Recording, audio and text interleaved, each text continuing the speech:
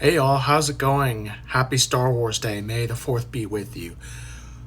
Well, Rhode Island has an interesting history when it comes to the history and context of the American Revolution. It was on this day in 1776 that Rhode Island became the first colony to renounce its allegiance to King George III of Great Britain. This was exactly 2 months before the formal Declaration of Independence was adopted by the Second Continental Congress in Philadelphia, Pennsylvania.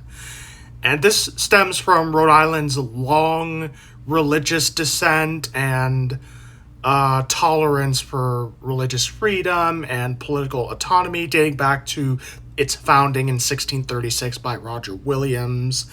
And by 1776, Rhode Island was one of the many New England colonies that was eagerly on board to declaring independence already from England.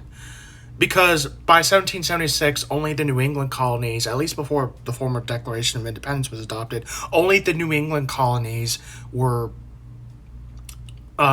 really on board with breaking away from England. Virginia was also on board too, but the middle colonies and the Carolinas were still kind of sort of hesitant. In a historical twist, it would be Rhode Island who exactly 14 years later, on May 29, 1790, became the last state in the Union to ratify the Constitution.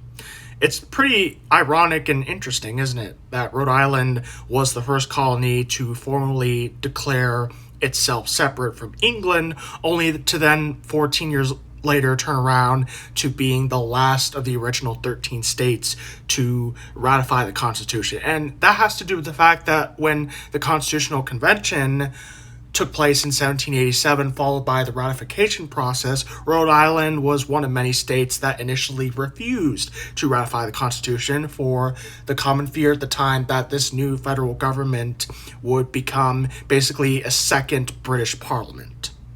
If you like what I do on this Instagram page as well as my YouTube channel, click the like and subscribe button.